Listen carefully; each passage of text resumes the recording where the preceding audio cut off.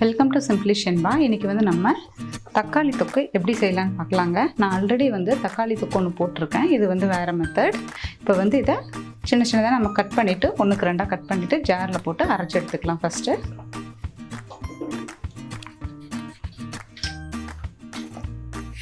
சும்மா ஒரு 2-3 கட் பண்ணி போடுங்க போதும்.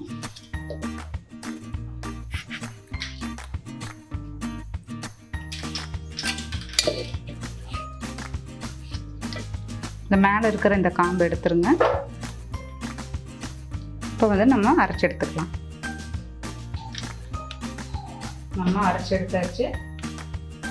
இன்னைக்கு எப்படி செய்யலாம்னு பார்க்கலாம் வாங்க. இப்போ அடுப்பில் கடாய் வச்சுருக்கேன். நம்ம எண்ணெய் ஆட் பண்ணிக்கலாம். இது கொஞ்சம் நிறைய எண்ணெய் ஊற்றிக்கலாம்.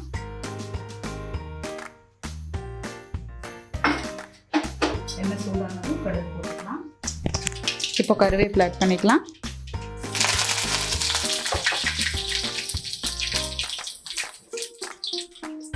இப்போ இது கூடவே வந்து பெருங்காய பொடி ஆட் பண்ணிக்கலாம்.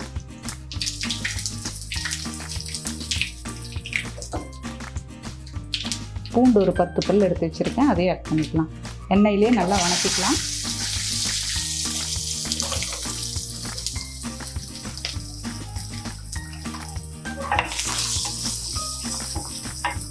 பூண்டு வந்து அதோட கலர் கொஞ்சம் லைட்டாக சேஞ்ச் ஆகுற அளவுக்கு நம்ம வணக்கிக்கலாம்.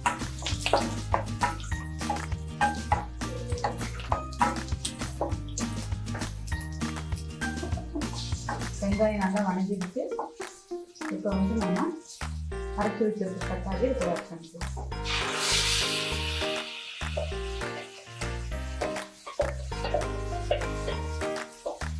நல்லா மிக்ஸ் பண்ணி வச்சிருங்க.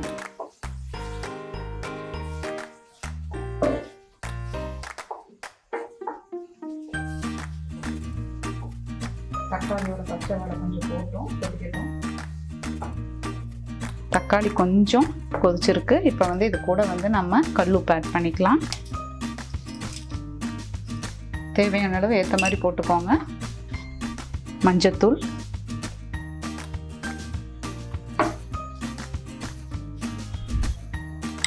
மிளகாய்த்தூள்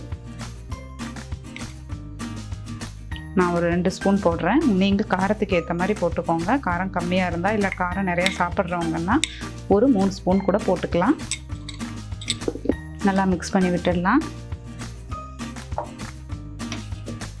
என்னோடய மிளகாய்த்தூள் நல்ல காரம் இருக்குங்க, அதான் நான் 2 ஸ்பூன் போட்டிருக்கேன்.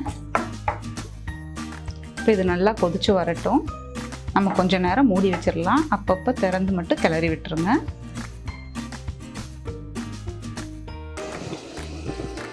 இப்போ நம்ம பார்க்கலாம். பாருங்கள், எண்ணெய் பிரிஞ்சு வந்திருக்கு. இப்போ நம்ம இன்றைக்கே சாப்பிட்றோன்னா இந்த ஸ்டேஜ் இருந்தாலே போதும்.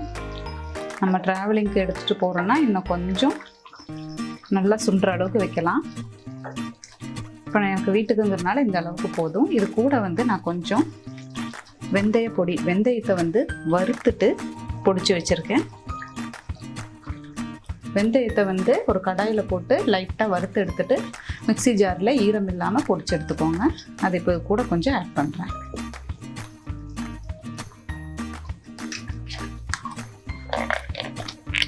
நல்லா மிக்ஸ் பண்ணி விட்டுடுங்க.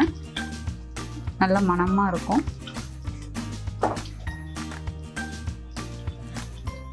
இது சப்பாத்திக்கு, இட்லி, தோசை, சாதத்தில் கூட நல்லா சூடு சாதத்தில் பிணைஞ்சு சாப்பிட்லாம். நல்லா டேஸ்ட்டாக இருக்கும். நீங்களும் இந்த மாதிரி ட்ரை பண்ணி பார்த்துட்டு கமெண்ட் பண்ணுங்கள்.